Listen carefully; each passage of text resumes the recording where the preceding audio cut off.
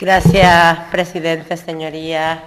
Don Óscar Trujillo, pues agradecerle su comparecencia en esta comisión el día de hoy, el primer compareciente en esta comisión, porque ha habido verdaderos problemas para localizar y para comunicar a muchos de los que teóricamente tenían que comparecer o haber comparecido antes que usted y no lo han podido hacer.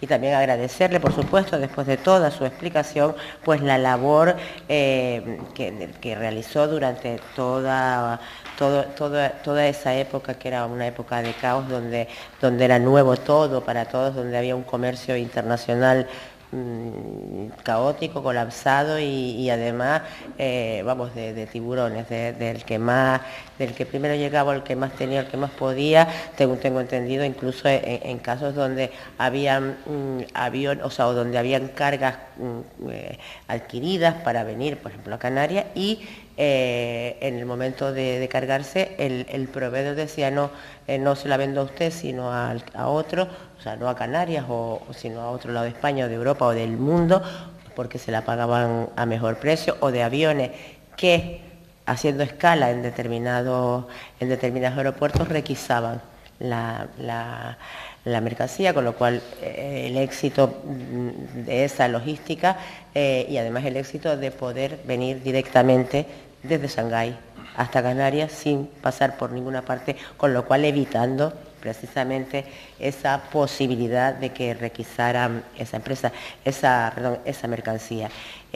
Usted es una empresa que según nació, se fundó en el 2009 y está en la SEC, en la Zona Especial Canarias del 20, y que fue en el 17 cuando recibió, 3 años antes de que empezara la pandemia, cuando recibió por parte del Ministerio de Fomento la licencia de explotación AOC para el transporte comercial, y además tengo entendido, y corríjame si no es así, que se dedicaba al transporte medicalizado tanto de pacientes como de órganos, y trabajaba para los gobiernos baleares, canarios y las ciudades autónomas de Ceuta y Melilla.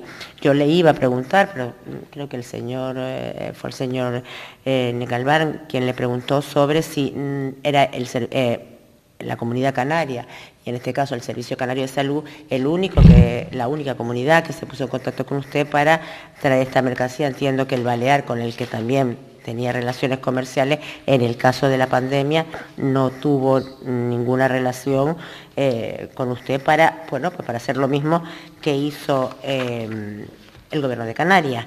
Ya nos ha comentado cuál era la situación del comercio internacional, pero hemos escuchado en diputados precisamente de voz, tanto en el Congreso como en el Senado, y en las comisiones de investigación que allí están abiertas, que en ese momento, en el momento crítico de la pandemia, no había diferencia entre volar a la península y volar a Canarias. Y a mí me gustaría que nos volviera, porque ya comentó, por menos de pasada dijo algo en su intervención, pero quiero que nos comente, nos ratifique si eso era así o no, o todo lo contrario, era mucho más problemático volar a Canarias directamente que volar a Península. Bueno, muchas gracias, señora diputada. Lo primero que le tengo que decir es que lo que hayan decidido otras comunidades hacer en virtud de las necesidades que cada una hubiese podido tener para la contratación de lo que necesitaran, pues claro, cuando uno es, y más en nuestro caso, que nosotros servíamos, como indicaba en mi comparecencia inicial, siempre a través de las empresas adjudicatarias, y por tanto a mí no me llamó nadie más para, digamos, colaborar, aunque lo hubiese podido hacer gustosamente y sin ningún tipo de problema. Uno lo lleva en el ADN, quizás.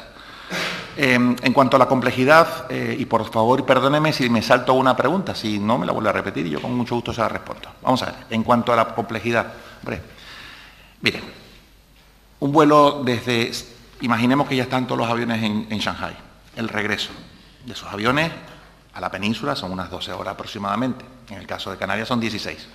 Ya por eso, ya descartamos una larga cantidad de aviones, y eso añadía una complejidad singular a la operación, que además de ello, habría que también recordar que las mismas tripulaciones que iban a recoger el material a Shanghái y que luego de un lapso de espera que oscilaban entre las 8 y las 11 horas, tenían que volver nuevamente, en el caso de la península, pero es que en el caso de Canarias, más allá de ello, es que eran, además de es que eran 16 horas de vuelo. Y encima tenían que esperar allí en Gran Canaria, colaborar también como lo hicieron, de forma desinteresada, para descargar avión, y todavía le quedaban otras 3 horas de vuelo de vuelta a Madrid. ¿Por qué? Porque no había conectividad entre Madrid y las islas en ese momento. Todo el sistema mundial de vuelos regulares estaban todos en tierra. Y es por ello que al tener todo el sistema, digamos, en tierra, de vuelos regulares, nadie pudo contratar de forma ad hoc espacios en aviones para que trajeran la carga. Por tanto, el 100% tenían que ser operaciones charter y dedicadas, o compartidas en algunos casos. La complejidad adicional con Canarias es que si yo traigo el avión y lo meto en Barcelona para distribuir, yo puedo traer todas esas mercancías por carretera, pero que alguien me explique cómo lo hacemos con Canarias. Entonces, y a lo mejor me pondría a narrarles cuestiones técnicas y logísticas que quizás harían un poquito aburrida mi comparecencia, y no pretendo con ello hacerlo, sino dar la información más precisa y profesional posible. Y yo le digo que la diferencia técnica operativa de operar, como se puede sentir, de llevar un avión a Shanghái, de llevar a un avión a un territorio ultraperiférico y con las singularidades geográficas nuestras, pues son bastante significativas.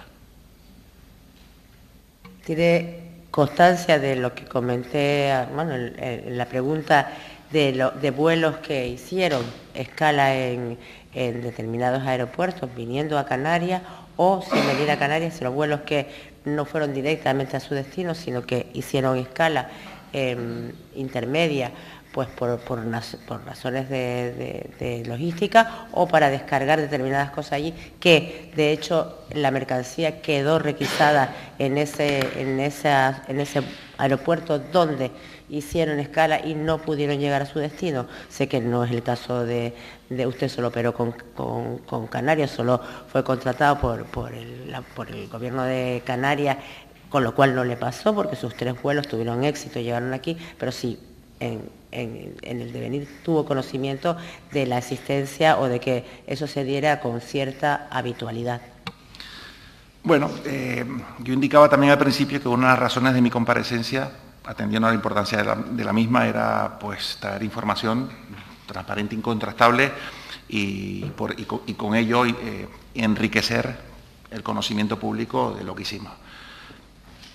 Conviene recordar que la pandemia, lo que fue el transcurso de la pandemia, tuvo 2 o 3 momentos.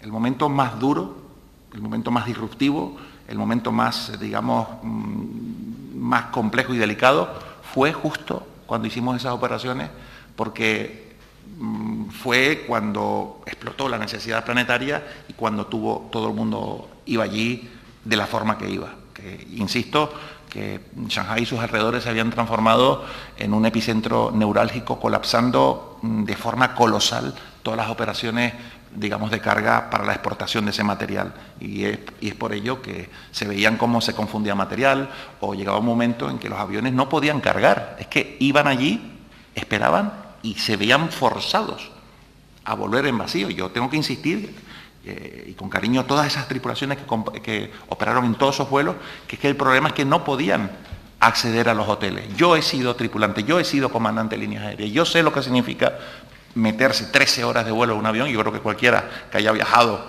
al llegar a un destino sabe cómo se siente el cuerpo. Y ahora dígase usted misma que va a esperar 10 horas más y que va a reemprender el vuelo de vuelta. Y a los chicos que nos hicieron los vuelos, que encima fuese a Canarias, esperar otra vez hasta volver a llegar a Madrid. Y esto se lo digo porque ese era el objetivo.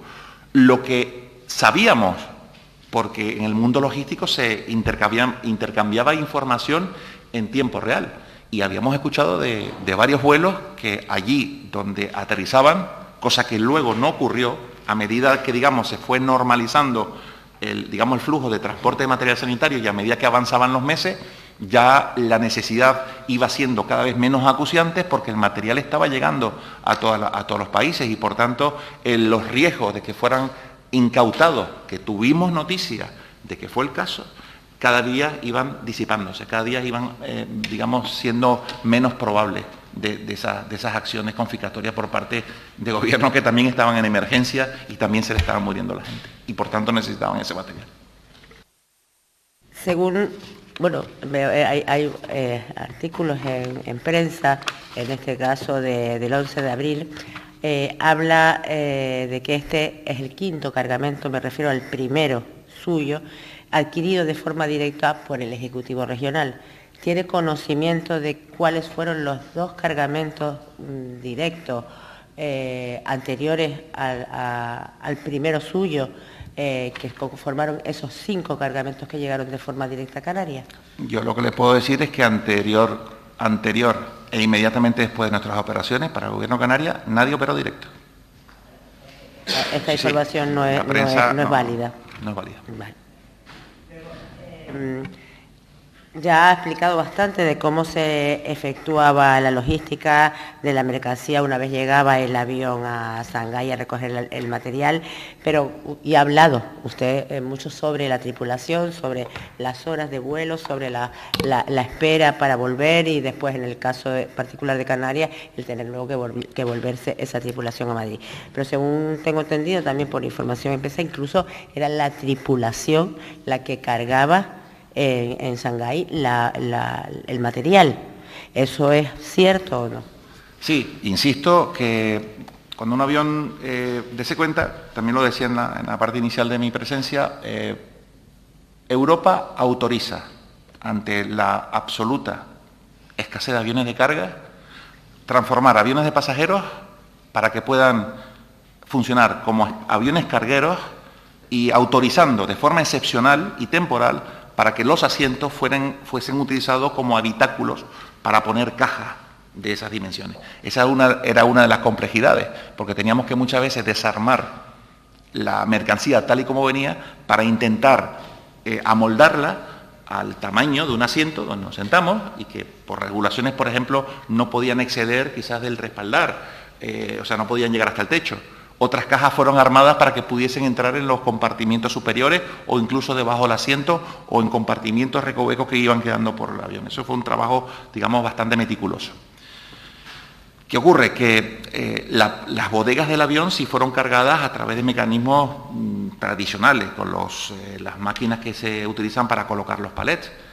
Y lo que hicieron los operarios locales de Shanghái fue dejar lo que no podían cargar abajo, dejarlo frente a la puerta del avión. Entonces bajaba la tripulación, desamarraba el pallet y hicieron una cadena humana, y perdónenme que me emocione porque yo sé lo que significa eso. Y eso fue lo que hicieron para nosotros y por nosotros. Y yo desde aquí nuevamente les envío mi gratitud y reconocimiento por aquel loable esfuerzo.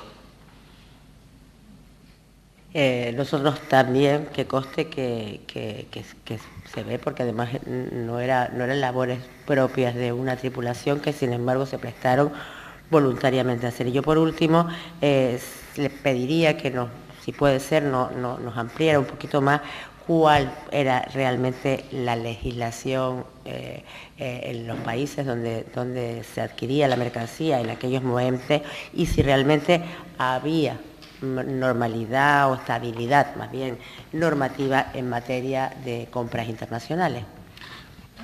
Como le indicaba, señora diputada, yo no me dedico a la compra y venta de material. Esto es una información que quizás la pudiese aportar con mayor claridad las empresas que hayan podido participar en la compra y venta, porque era de ellos la responsabilidad de estar muy, muy al día. Así que le puedo avanzar por lo que escuchábamos en los diversos Teams a 3, 4, 5 de la mañana, cuando teníamos los aviones en vuelo, de que había mucho nerviosismo porque veían que las normas iban cambiando. Normas para la exportación, como la que acababa de citar.